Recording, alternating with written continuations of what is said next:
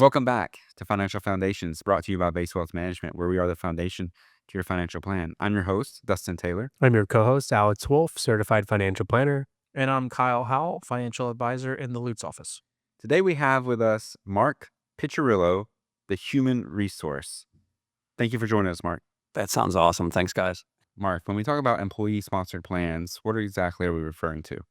Yeah, I think when we talk about employer-sponsored plans, we're talking about plans that would fall under a federal ID for a business owner or a group of businesses or what have you. Typically, those plans are, a 401k, a 403b, some type of IRA that works through a business, something like that. But that's typically what we mean by employer-sponsored. It just means that the employer is responsible for the plan. So that's really what that is. Great question. What's the difference between a 401k, a 403b, and something like a simple IRA? Yeah, so a lot of it's education, but they're different. Basically, they're different laws of the 401k code. So 401k is a code in the government's handbook, for lack of a better word. And it's been around for, 30 years or so, maybe longer. Someone should fact check me on that. It's probably a lot longer. Anyway, those are just derivatives of that code. And each one of those is just a different plan that an employer can use, right? The 403b, you're usually going to see in a nonprofit type of environment, teachers, unions, that kind of thing, very, very popular. A 401k is pretty much the nuts and bolts of the industry. You're going to see that pretty much everywhere you go. And then the simple IRAs are still very popular. They're just teach their own. So Why would a business choose one type over another? yeah, so a business typically is going to choose one or the other, I believe, based on the education. What fit is best for their tax picture, for their employees, for the growth of that future of that business, for the sale of that business, and then compliance, right? Compliance is that word that nobody really wants to talk about, but it's the word that governs almost everything when it comes to employees and employers. So all those factors, when you have that along with education, I think that's how you make that decision that's best for the company. So, Mark, we're talking about employer-sponsored plans today. There's something called a plan sponsor inside that employer-sponsored plan. Can you give us kind of the nuts and bolts of what that plan sponsor does, who they are? Yeah, the plan sponsor typically is going to be, somebody that is inside that business that has deed in it, a stake in the game. A business owner, a partner, typically somebody like that would be. It's at the end of the day, the government looks at it as who signs the legal documents is going to be the plan sponsor. You'll see in magazines and articles and drafts and a lot of things, you'll see the word plan sponsor, and they don't typically tell you what it is or what the responsibilities are. So that is a really good question. Great segue. What are the responsibilities and what risks does that plan sponsor take on? Yeah, so the typical responsibilities of a plan sponsor they're enormous. They can go anywhere between 1 to 31 types of movements that happen throughout a calendar year that a plan would be responsible for. So the plan sponsor, or the person that signs those documents and is putting this retirement plan into place, the responsibilities start as soon as just knowing who is available to that plan, right? Who can enroll in it? How fast can they enroll in it? What days can they enroll in it? Are there matching monies? All kinds of questions like this are all certain things that, a plan sponsor will want to at least familiarize themselves with. It's very important that the person that usually has the most stake in the game or has the most ownership in a business or a partnership, it's very important that their name is either adjusted on this or a part of this, because as Kyle alluded to earlier, they have the most to lose. What I mean by that is the responsibilities are vast, and a lot of folks don't understand what they are responsible for, but it is the day-to-day life and breath of that retirement plan. So I've known you for coming up on a year. You have helped me immensely helping small business owners setting up retirement plans and getting the education to those small business owners. What are some common things that you see that business owners need to know more about when it comes to setting up a new retirement plan for their business? That's a great question. I think who's in control of that plan, as we talked to earlier? Do they know what type of plan is it? Is it a 401k plan? Is it a simple IRA, a SEP IRA, a 403b, a 401a? If it's any of those type of things, there's different, like we said, responsibilities for each of them. So it's important to know, first of all, where to go, right? who's holding the money? Where's the money being traded at? What type of accounts do they have? Is there a professional that might be there to assist in that process? There's a lot of pieces to it when you strip the layers back. And I like to call that the spider web. So What are some things that company or small business should consider when deciding what type of plan to offer their employees? that's a great question. I think the first thing is, what are they trying to achieve from this plan? Are they trying to make a better financial picture for the business?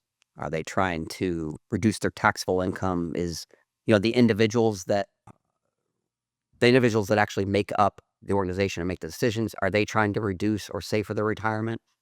Or is that all part of the process of making an employer of choice and offering a benefit to your employees? Right. So when you first think of that, I would first think about where do we stand from that standpoint? And it can be all three of those. And then from that point on, how do we do it in the best light that our employees are going to be able to take advantage of it? Because you can do both, but at the end of the day, the employees, they have to be on the top of your mind. Right. And I think something that I talk to our clients about is, are they participating in their company retirement plan? How much are they contributing? Things like that. And one thing that's important to me as working individuals participating in the plan, are there matching benefits? What types of investments are in the plan?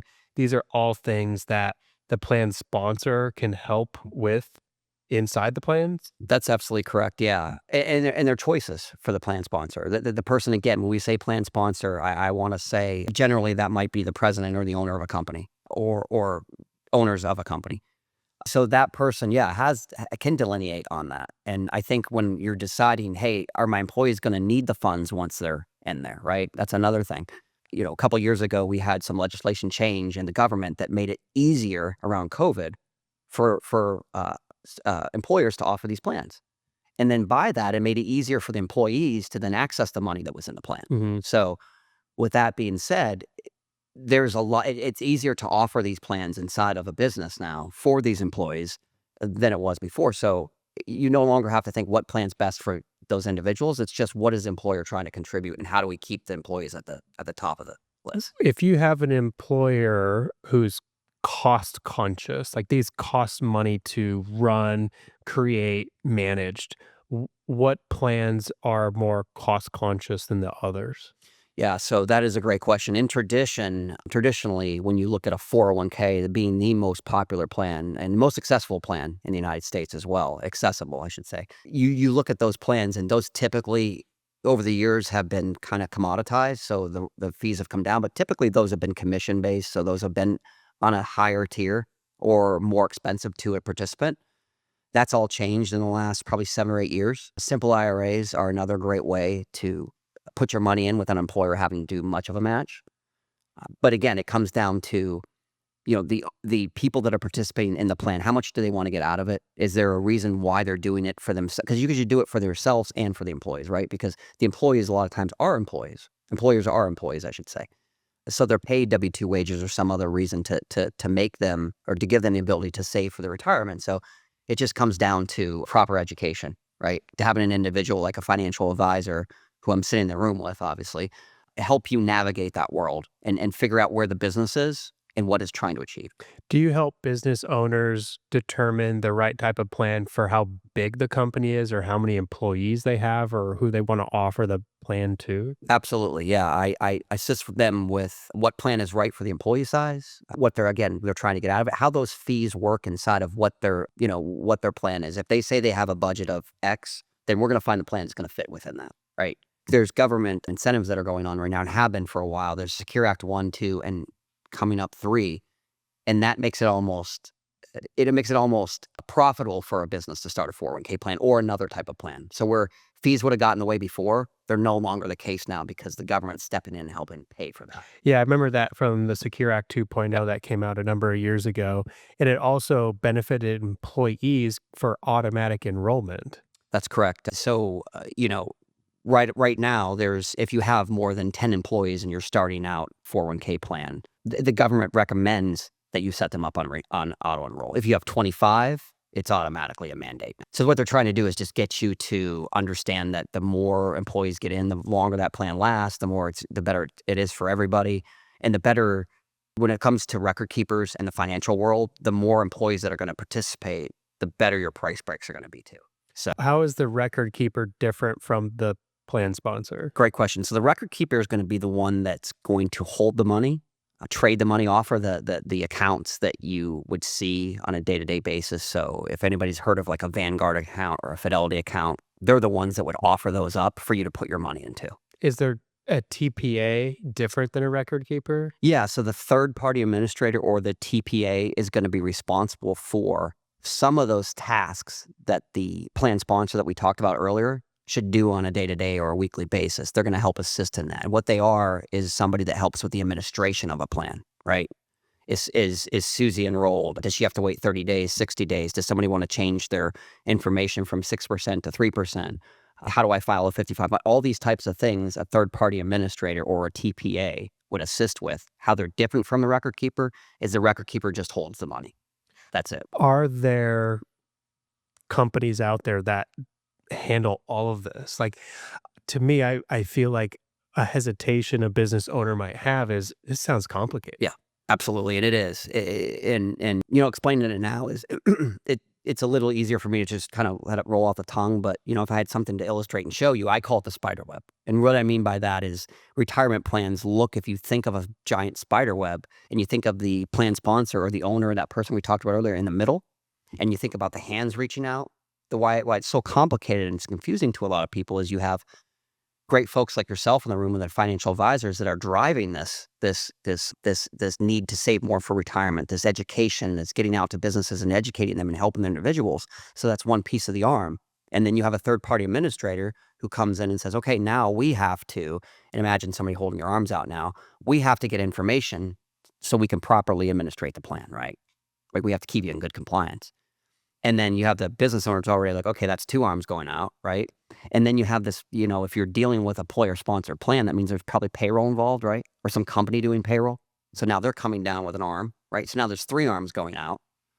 And then you have that record keeper on the bottom, which is the fourth, right? And so that's 4 already. And so where the world has gotten to, and probably over the last 10 years, is what they call integration. And it's like riding a bike or jumping into your car and having the seats warm and the air blowing or whatever it is. It's all done for you, like Bluetooth, everything's connected. This is the same thing. Yeah, and I feel like it can even add to the complexity in our world we live in today, where you might have employees across different states, remote, in-person, hybrid, wherever, maybe even across multiple countries. Yeah, I mean, if you have employees across different domains, different jurisdictions, then you're subject to the laws of those jurisdictions, right?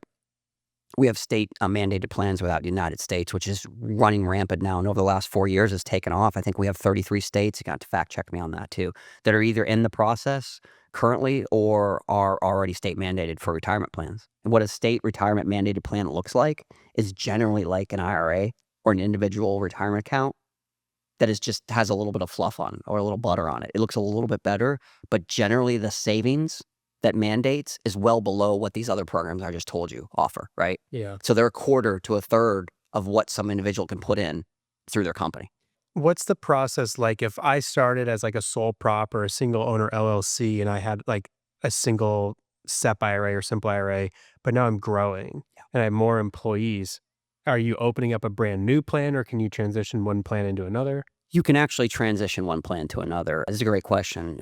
Controlled ownership is really what it comes down to. And when you have more than 5% of a business or business affairs within an organization, that's when the rules sort of go to, you offer this to everybody.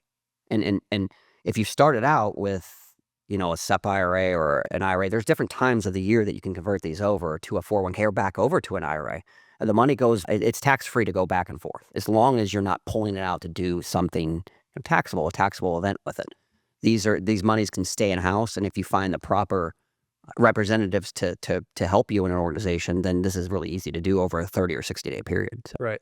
Can you elaborate? You mentioned this a moment ago. How do you think a financial advisor plays kind of at the center of all this and working with either the employee as a client or the employer as a small business client?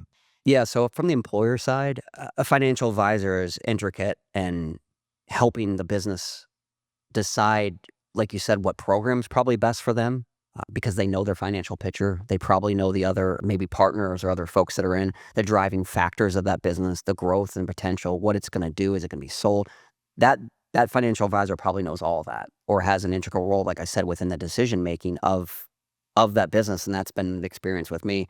But they also bring their immense knowledge of the market right now, right? So a lot of folks are hesitant right now to put money into a retirement plan because they see everything that's going on TV, and they say, "Oh my God, I'm going to lose everything." Well, we always talk about everything being on sale, and right now everything's still on sale. So, you know, it takes that education. It takes the people that are responsible, or the throat to choke, like I like to say, the person that's responsible to actually, yeah, they live and die on their elements of the testing they take and their knowledge of the market and their knowledge of these programs. And I think they're the footprint and the starting point of getting these out there. And that's why I'm so excited to work with them, like you guys, is because we kind of share the same passion. So I think they're integral. I think you can ask them questions. I think you can say, what's right for me? I think that I need to offer a retirement plan, because I haven't yet, or mine isn't working because my enrollment's down. There's so many different things that can happen. And that's the first person I would go to, right? A lot of times you might hear, let me check with my CPA. And I would like to today dispel that a little bit. Not that I don't love CPAs, because I work with them and they're great. CPAs typically don't kind of work in this area.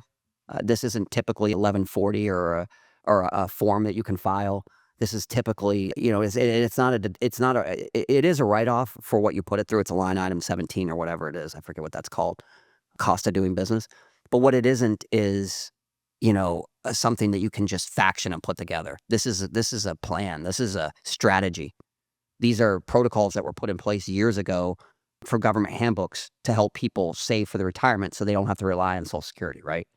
We know that we're in an epidemic of saving right now. We have been forever. We know we can say what we want about Social Security and where that money's coming from, but these programs are put in place to help with that, to assist with that.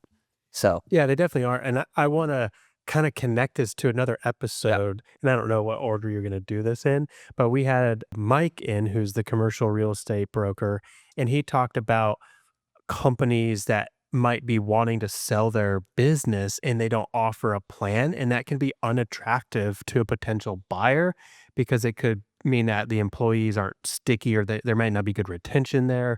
So that was kind of interesting that Mike had brought that up. yeah, I like to call that the employer of choice. What an employer of choice in this, post-COVID, I'll call it, because during COVID, a lot of people reassessed what they were going to do. Maybe people changed careers. What it looks like now is, if you're an employer that doesn't offer a retirement plan or some type of plan to help save for somebody's retirement, it really looks like you're not focused on the employer. Or I'm the employer, I'm sorry. And when you don't offer benefits, a lot of times brokers will look at this, they'll do evaluations, and they'll look and they'll represent you to a buyer. And the buyer doesn't want to see that you don't have liabilities. And what I mean by liabilities are health, some type of health, maybe some kind of fit program, some financial fitness or something. Like maybe other benefit, Any ancillary other benefit benefits. that's ancillary. Yeah, they really look at that hard, and it devalues the business. It really does. And one of the things I learned was working with folks like Michael when I was younger in my career and being led by them. And they had told me, these are the things that make you an employer of choice. These are the things that we look for when we're selling a business to somebody else, right? What makes it attractive? If you don't offer benefits, then the buy-in isn't there to another buyer. When I say buy-in, the buy-in to the folks that they're going to take over, because 9 times out of 10, they're not, the shop isn't going away, right? Those folks are still there. They still rely on this. And this is a 401k plan is still the number one most motivating benefit in America. So when you ask somebody, hey, would they leave a business, or would they go to another business? 9 times out of 10, it's not healthcare anymore. Healthcare is the most wanted benefit, but it's the most not attractive benefit, right? It's funny because nobody sits around the cooler, what do you call it? The water? Well, yeah, water cooler. They don't sit around and talk about their healthcare plan. Like, nobody does. That's weird, right? Yeah. But they'll sit around and talk about how their 401k is doing, won't they? Right? Yeah, because that's not your ticket out, but like Right. that's why you're working, is eventually to retire potentially. So to answer your question earlier, imagine you and I, and we're all sitting there and we're just kind of, hey, how's the game? Yeah, great. How's your 401k plan? Imagine if you were one of the people that couldn't do that because you didn't have a chance to do it. because you're employer and you felt almost embarrassed because, hey, I'm with the guys, right?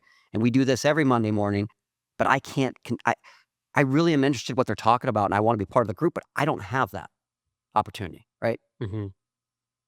Maybe it's at the gym, right? Yeah. Maybe it's somewhere because financial wellness is being brought up everywhere now because we just, as Americans, haven't saved enough. Yeah. That's the reality. Mhm. So, obviously, there's financial benefit towards saving in a retirement plan. There could be tax benefits and then employee benefits to retain or attract new talent. I was gonna kinda go into, like, the differences of why a small business owner may want a 401k versus a simple IRA, or does it make more sense for them to start a simple IRA instead of a 401k because as the business owner, they've started this business, they're just now getting into retirement. Right. Maybe the 401k doesn't make sense even with these government incentives Correct. because they can't afford to necessarily put in the maximum, the 23,500 or the 31,000 if they're over 50.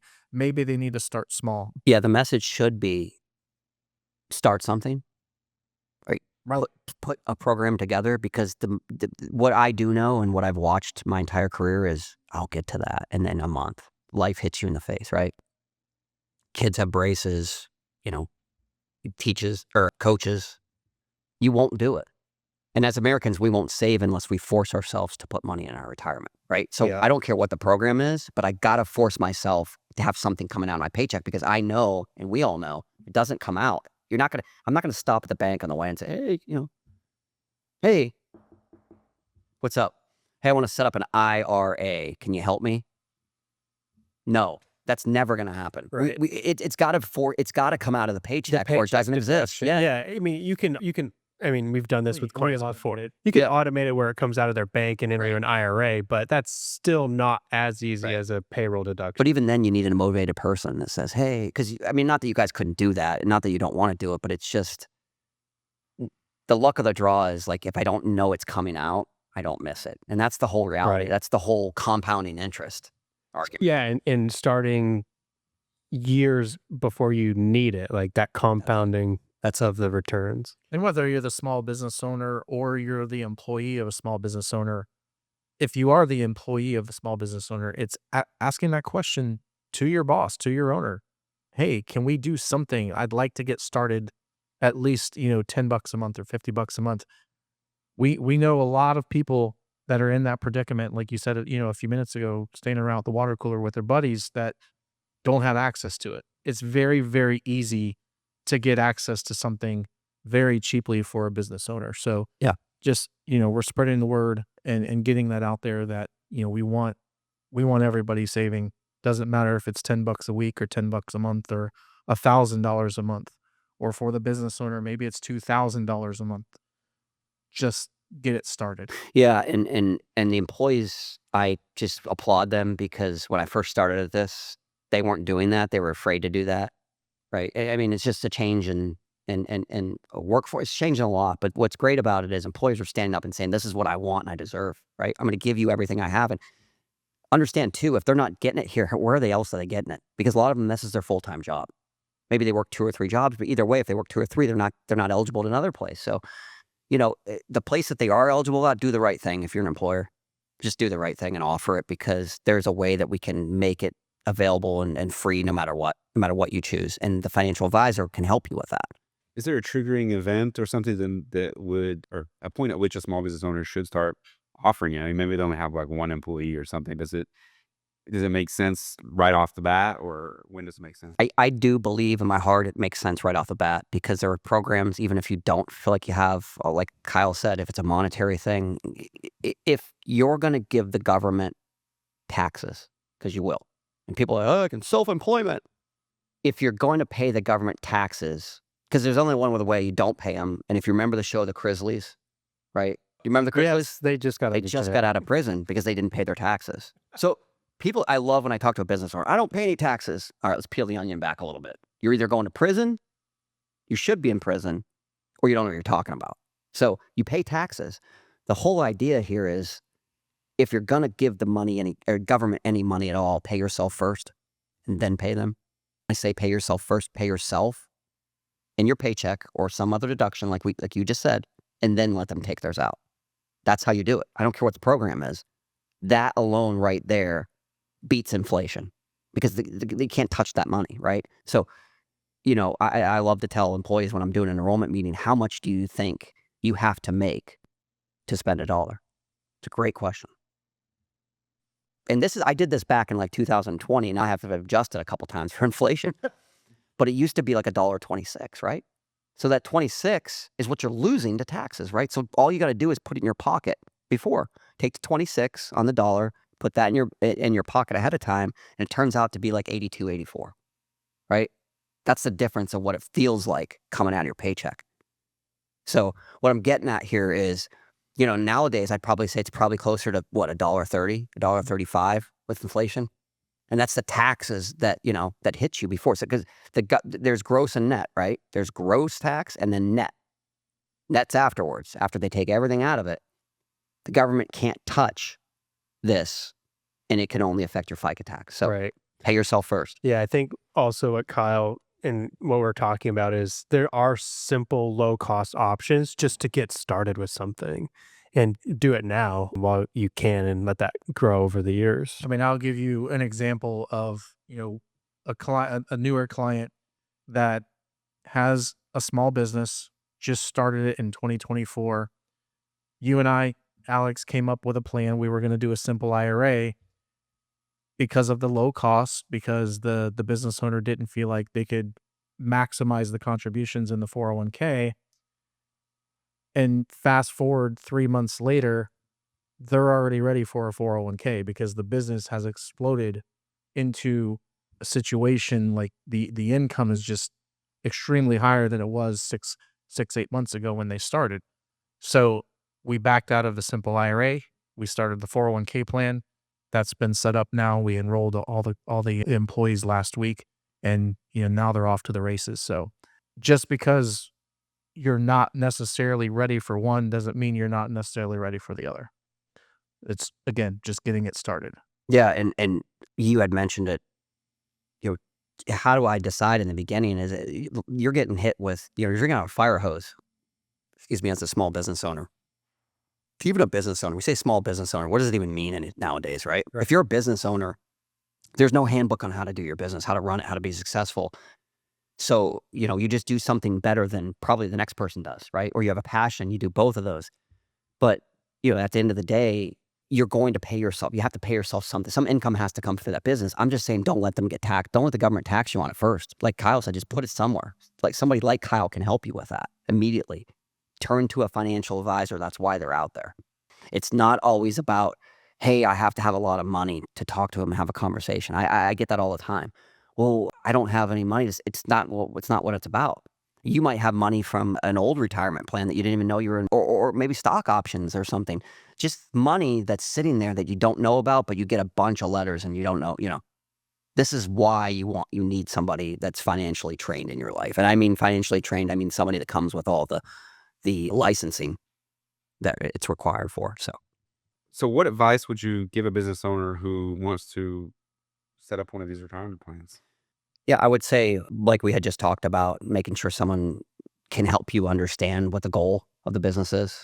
You want to be employer choice. We all agree that that's important. So if that's in mind, having somebody stick by you, but take the work out of your hands, right? So when you do figure out what program is best for you, all the requirements that are going to come after it, the compliance, the things that are going to, render it not fun, just put that off on somebody else. And that's why I'm here today, right? Because that's what I represent, is all the other stuff that you can offload it onto, and then you can go on, put your hands up and just say, I'm going to run my business the way I want to run it. And then someone else will handle whatever program, Kyle or the financial advisor decides to help with. That could be one of their hesitations, is they feel like there's no one to help them do all that, but they know that it's a burden or a headache to get set up. But there's people like you that can offload the work too. And if you don't want to do any, from zero to none, there's engines or there's vehicles out there, that I represent that'll do it completely automated. And when I say completely automated, it's these APIs that'll take your money from wherever it is currently and move it over to the place where it needs to be without you being in the middle of all of it. So that's what I mean by the integration. You can literally turn that car on and sit back adjust the seat and just enjoy it. I mean, that's as detailed as it needs to be. So Thanks for joining us. thank you. If anyone wants to reach out to Mark, you can contact Kyle. He'd be happy to connect you. If you would like more financial insights, you can visit our website at basewealthmanagement.com. Check out our other podcasts there, videos, and articles. If you have any questions or topics you want to see us cover on future episodes, send those in to us at question@basewealthmanagement.com. I'm Dustin Taylor. I'm Alex Wolf. And I'm Kyle Howell. Happy listening.